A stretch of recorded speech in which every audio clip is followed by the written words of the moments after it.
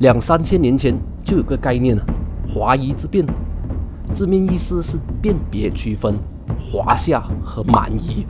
古人自认为世界的中心四周未接受文明熏陶的则是野人之地，东夷、南蛮、西戎、北狄，呼呼黑黑的，怎能和咱们相提并论呢？华夷之辨更是在近代重提，当作元清非中国论的佐证。蒙元和满清的疆域可是中国史上最辽阔的，基本奠定了现今的版图。但他们能算是中国咩？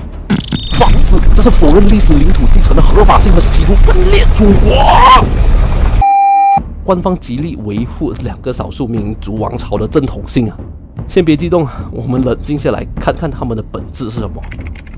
元朝是大蒙古帝国的一支入主中原的政权，虽然依旧沿用前朝大量儒家治国的那套律法，国号大元，出处讲是取自《易经》，但没少人知道全称实为大燕耶和蒙古乌鲁斯，辽阔的大蒙古国。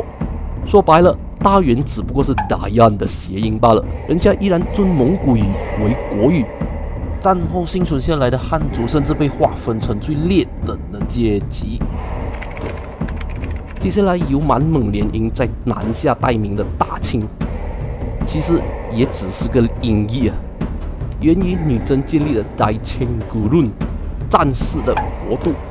清朝是比元朝不排斥汉字，但国语认为满语和蒙古语一样为阿尔泰语系，和汉语族没有毛关系，还强力推行留发不留头的剃发易服政策，简直就是对华夏文明的残暴打击上世纪初的学者曾这样诠释解构中国：关内汉第18省才叫做中国本部 （China Proper）， 因为自始皇帝以来，基本上大清帝国就奠定了传统汉族政权的疆域，一般实质管辖能力在长城境内，而关外的地区是满洲、蒙古、新疆和西藏。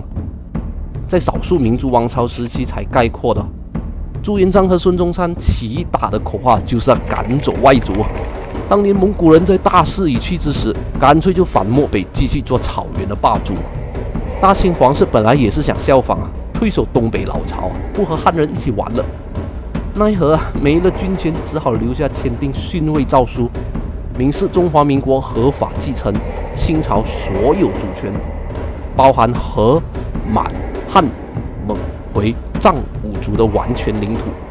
哎呦，不错还能领有满清留下的嫁妆肥肉，让人大流口水广大汉族代表的革命派本来说是要驱逐鞑虏的，这次改为拥抱5族共和。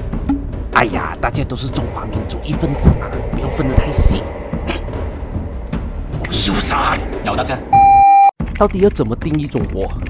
古人视己为天下之中，中国在当权者概念里是本国的意思，非正式国号。疆土面积变化亦是不固定的。历朝包括蒙元，还有接受儒家思想影响的日本、越南，都曾以中国代称自居。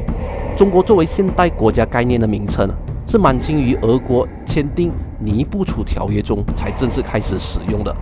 既然国际法主权框架下的中国是始于清代，自然很难否认这些少数民族统治者的正统性了。即便文化上确实不是华夏，但在看谁拳头大的时代，吴主他们是代表法理上中国的王朝，怪不得鬼子也想插一脚。